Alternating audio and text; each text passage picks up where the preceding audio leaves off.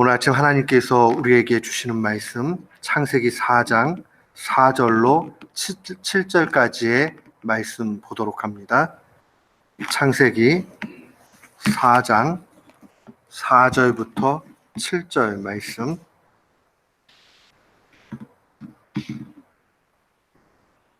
같은 마음으로 봉독합니다. 아벨은 자기도 양의 첫 새끼와 그 기름으로 드렸더니 여호와께서 아벨과 그의 제물은 받으셨으나 가인과 그의 제물은 받지 아니하신지라. 가인이 몹시 분하여 안색이 변하니 여호와께서 가인에게 이르시되 네가 분하여함은 어찌 됨이며 안색이 변함은 어찌 됨이냐. 네가 선을 행하면 어찌 낯을 들지 못하겠느냐. 선을 행하지 아니하면 죄가 문에 엎드려져 있느니라. 죄가 너를 원하나 너는 죄를 다스릴지니라. 아멘. 오늘 이 창세기 4장에 있는 전체 말씀은 특별히 우리가 앞에 있는 1장부터 3장까지의 내용의 그 틀을 가지고 해석을 하면 참 은혜가 깊습니다. 우리가 보통 하나님의 이 구원의 역사, 성경을 해석할 때에 이 구원의 역사를 가지고 해석을 한다, 그렇게 이야기를 합니다. 그래서 사람들은 구원사 또는 구속사 이런 말을 사용을 합니다. 구원사와 구속사라는 말은 특별히 창조, 타락, 구속, 종말 이 네 가지의 렌즈를 가지고 해석해 가는 것을 의미합니다.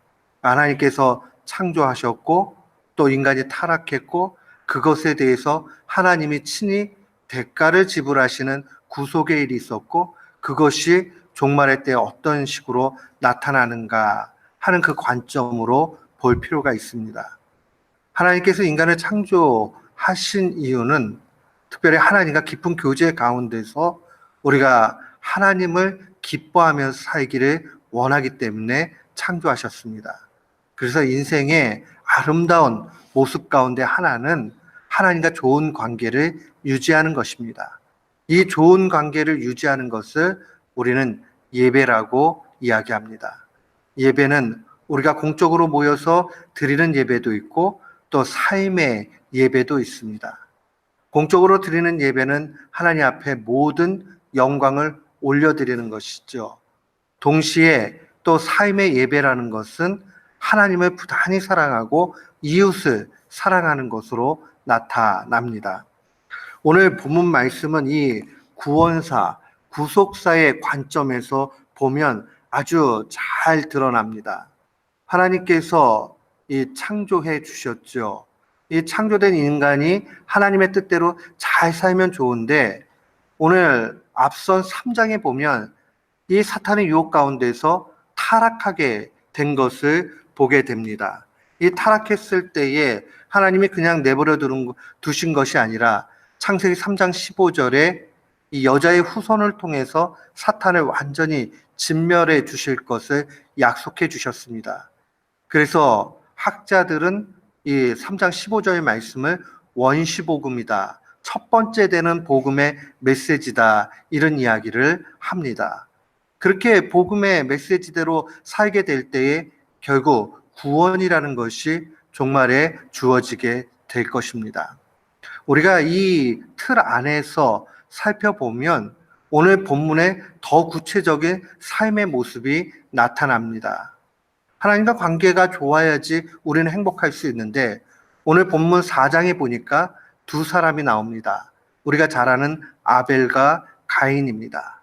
그런데 하나님 앞에 똑같이 예배 드려요. 근데 하나님께서 아벨의 예배는 받아주시고 가인의 예배는 받지 않으십니다. 많은 사람들이 왜 그랬을까라고 그렇게 의문을 던지고 답을 얻고자 하지만 우리가 하나 정확하게 알 수 있는 것은 재물의 문제가 아니었다는 거예요.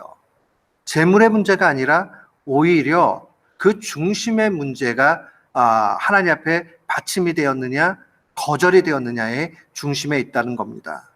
오늘 우리가 읽은 이 4절 말씀에 보면 아벨은 자기도 양의 첫 새끼와 그 기름으로 드렸더니 여호와께서 아벨가 그 제물을 받으셨다. 제물만 받으신 게 아니라 아벨도 받으셨죠. 아벨의 중심을 받으신 거예요. 반면에 가인은 그 제물도 거절당했지만은 그 가인 자체도 거절당한 것을 분명히 보게 됩니다.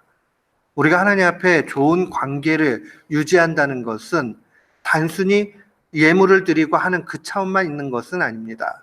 그거 굉장히 중요해요.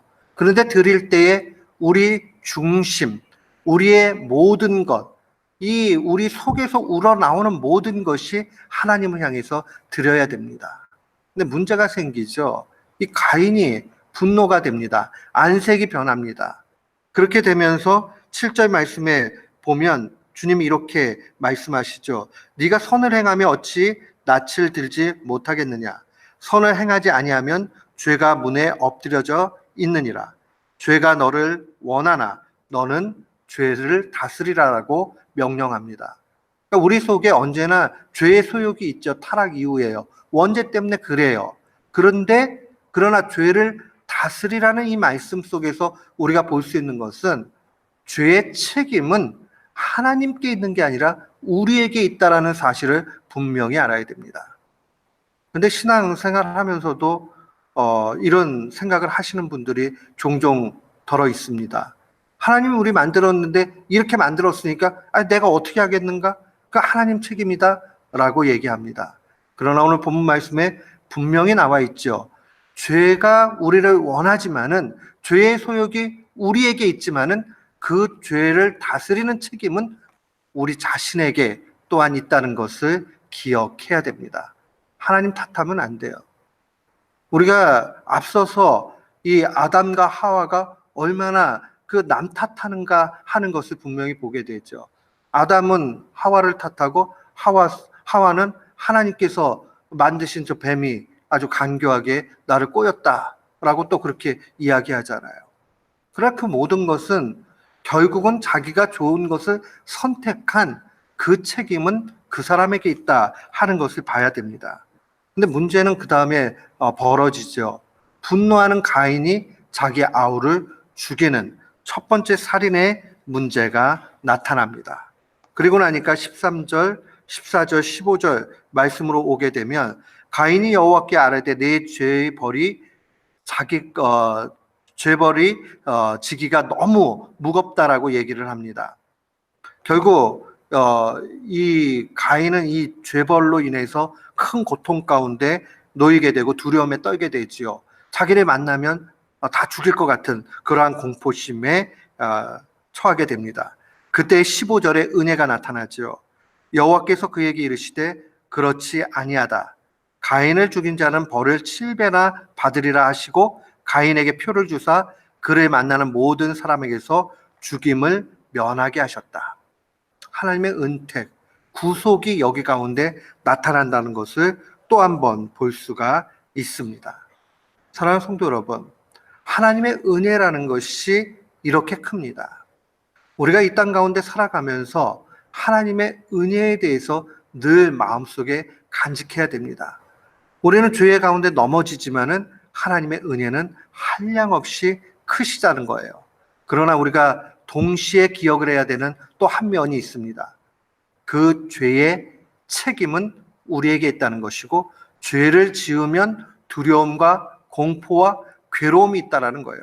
죄 때문에 불행해집니다.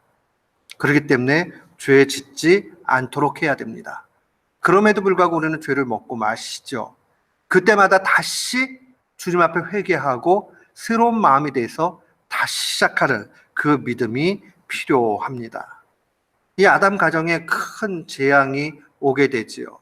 그러나 하나님께서 또 한 번의 회복과 은혜를 베푸시는 것을 보게 됩니다. 25절로 26절 보십시오. 아담이 다시 아내와 동침함에 그가 아들을 낳아 그 이름을 셋이라 하였다. 이는 하나님이 네게 가인을 죽인 아벨 대신에 다른 씨를 주셨다 합니다. 라고 증거합니다. 사랑하는 성도 여러분, 하나님께서 다시금 시작할 수 있는 은혜의 회복을 주신다는 것을 기억해야 됩니다. 우리의 신앙에 있어서 그냥 징벌을 받고 그것으로 끝내버린다면 우리는 너무 비참할 것입니다. 그러나 하나님께서는 회개하는 자에게 다시 기회를 주시고 회복을 주신다는 것을 분명히 볼 수 있습니다. 오늘 이 말씀을 통해서 우리가 좀 마음에 회복하고 간직하기 원하는 것은 우리가 참다운 예배자로 하나님의 은혜를 기억하면서 죄와 싸우면서 다시 회복시키시는 하나님을 보기를 원합니다. 우리가 이렇게 살아갈 때에 우리의 신앙은 아름다운 열매 가운데 나아가게 됩니다. 하나님이 우리를 창조하실 때는 예배를 위함입니다. 하나님께서 타락한 인생을 다루시는 손길은 그 죄에 대한 깨달음을 통해서 또 우리에게 찔림을 주시겠죠. 고통을 주시겠죠. 그리고 회개하는 자에게 그 구속의 은혜, 대신 대가를 지불하시는 그 은혜를 베풀어 주십니다. 그러면 맨 마지막에 나타나는 종말의 열매는 바로 회복입니다. 신자에게는 그런 의미에서 하나님 앞에 자꾸 찔림과 회개 가운데 나아가게 되면 실패가 없는 것입니다. 세상 사람들은 그래요. 뭔가 잘못하면 실패했다, 너 안 되겠다라고 얘기합니다. 신자는 한 번의 기회가 더 있습니다. 하나님 앞에 회개하고 진심으로 새롭게 시작하면 주님께서 회복시켜 주십니다. 그게 신자와 불신자의 그 차이라고 볼 수 있습니다. 오늘 4장을 묵상하면서 하나님의 은혜의 풍성하심, 회복시키시는 그의 능력을 바라보면서 오늘도 주 안에서 승리하는 귀한 교우들 되시기를 주님의 이름으로 축원합니다. 아멘.